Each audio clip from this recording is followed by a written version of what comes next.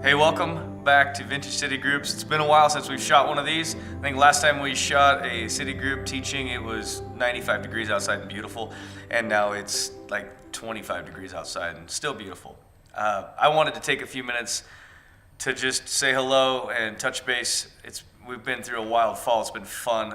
Just had a lot of fun watching the church head into this season we're in, where there's just been such a significant expression of the presence of the Lord. And I think it's easy at times to miss the importance of small group. What we're learning as we do this is teams and small groups and doing life together is really kind of the trick in the kingdom. It holds us to just a root family. And I just want to commend you for staying connected in these groups and for building relationships. And I love some of the stuff I'm seeing, some of the groups that are adopting families and just doing life together. And some of the difficulties we've walked through this fall as a church, watching the way you as a family have rallied around each other. It's incredible to watch, and I want to encourage you in it. I love revival, but I think these moments are just as much about revival as the big worship moments are, because it's when the kingdom becomes realized in our lives. So yeah, I love it. We're going to be in chapter 11. I want to take a look at verse 25. We looked at this last time, and I know this, but I want to share a couple of things that I think I missed and I highlighted when I was going back through restudying it a little bit. I saw one word that I had not seen before. So the verse is, "The generous prosper and are satisfied. Those who refresh others will themselves be refreshed." So we talked about this last time. This really deals with an overarching attitude towards giving and a perspective on wealth and supply. The generous being those who position themselves in culture as a source of blessing. Even though we looked at it before, I was again just challenged in this time of year where we're heading into Christmas time, we're heading into the holidays, and what does it look like to be positioned as a source of blessing in our culture? What I love about it is the way the Lord does this stuff is he lays it out and says, I'm going to give you a principle. You have to choose whether or not you're going to live it or not.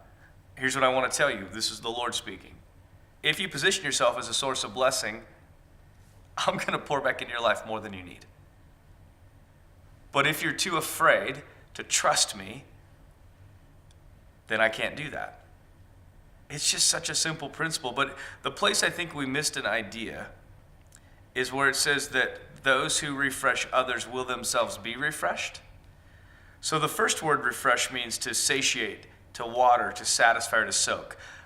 It's the idea of, in the summer times, when we're not on water restrictions, in order to get our yards green where they're flourishing, we have to overwater them. We water them with more than they need because we understand that there's going to be a certain amount of loss that comes through sun.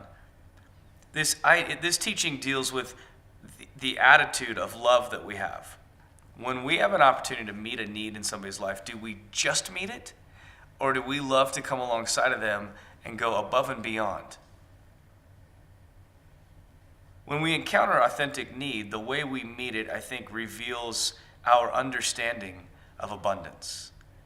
If I understand abundance, and I understand that my Father is not limited, then I lean to the abundance understanding and I give liberally because I'm not afraid of scarcity. I think there's places where this comes up in the scriptures, and I had not ever really seen it. When the Lord gives manna to Israel, he tells them, collect as much as you need. He didn't actually put a quota on it, just let them go.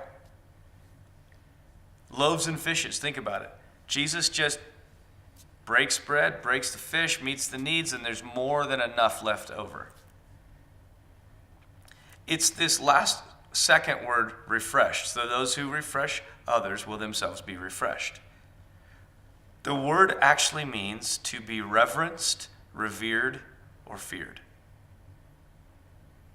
It's a really interesting idea. What it says is those who live in a culture with an understanding of abundance, which is to live without fear, to live with a generosity of heart, to realize when we come across a need, the way we meet it, there's a quality of how we meet it. We're going to meet it with more than enough. We're not going to just barely get there. We're going to meet it more than necessary. Those people draw honor out of the culture and I believe we draw honor from heaven as well. There's no indication in the text that it's limited to a one-direction relationship where it's just from people. So for us, being people that want to live in the fear of the Lord, walk in honor in our culture, I would suggest to us that there's a very clear link to this idea of learning how to live in the abundance of God and being incredibly generous without fear of, if I give away too much, I won't have enough. Why? Because our supply source isn't us, it's Him. I know at times it's not much fun to rehash and go over the same material twice, but I just felt like that was such a great principle that we needed to look at it again, and we needed to really digest it. Let's make 2017, as we head into this new year, let's make it a year of abundance, where we challenge ourselves to live in the abundance of God. How do I worship? Do I worship from a place of I can exhaust myself before the Lord, trusting He's going to invest back in me? How do I give to others when I find them in need? I'm going to exhaust my resources, give them everything I can. Just loving to partner with that. Love you guys. Have a great night.